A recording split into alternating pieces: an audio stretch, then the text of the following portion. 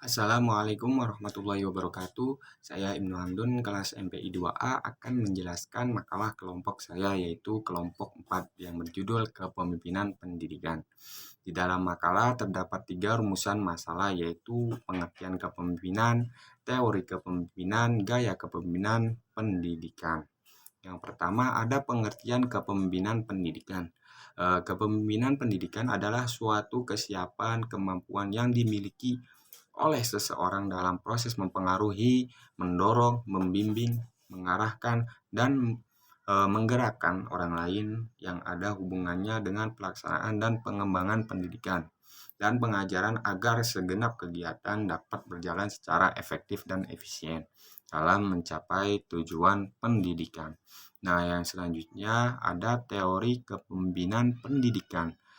Teori kepemimpinan pendidikan mencakup berbagai macam pandangan dan model. Fokus pada bagaimana para pemimpin pendidikan dapat mengarahkan, memotivasi, mempengaruhi orang lain dalam mencapai tujuan-tujuan pendidikan. Dalam konteks pendidikan, teori-teori kepemimpinan dapat diterapkan dalam berbagai pada tujuan-tujuan dan kondisi yang ada. Seorang pemimpin pendidikan yang sukses dapat memilih dan menerapkan model kepemimpinan yang paling sesuai untuk kebutuhan dan tujuan dari sekolah atau lembaga pendidikan yang dipimpinnya. Nah, ada beberapa teori kepemimpinan, diantaranya yaitu teori kontingensi, teori situasional, teori transformasional, teori kepemimpinan servant, dan lainnya. Terus yang terakhir itu ada gaya kepemimpinan pendidikan. Nah, gaya kepemimpinan pendidikan pemimpin memiliki peran yang sangat besar dalam pencapaian tujuan pendidikan.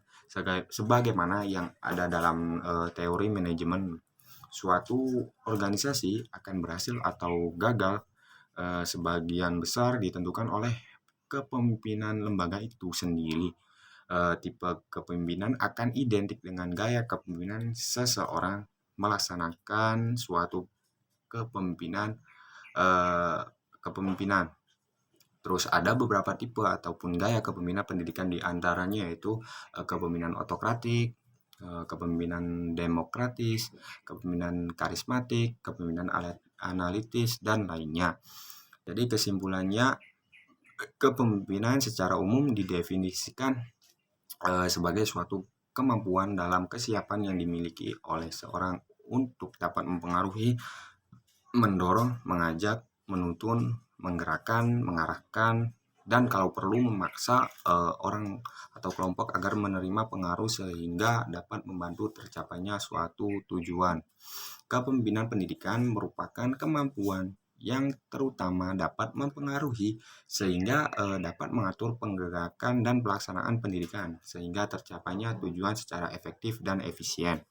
Teori kepemimpinan pendidikan memiliki beberapa ragam pendekatan, namun secara umum kesimpulannya adalah bahwa pemimpin pendidikan perlu memiliki keterampilan interpersonal yang kuat, kemampuan untuk menginspirasi dan memotivasi orang lain, serta kemampuan untuk memimpin perubahan dan inovasi dalam lingkungan pendidikan. Suatu organisasi itu akan berhasil atau gagal sebagian besar itu ditentukan oleh kepemimpinan lembaga itu sendiri, termasuk lembaga pendidikan baik sekolah maupun madrasah.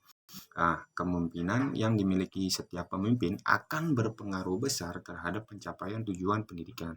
Ada banyak tipe kepemimpinan yang ada dalam manajemen pendidikan sebagaimana yang telah dipaparkan pada bagian sebelumnya.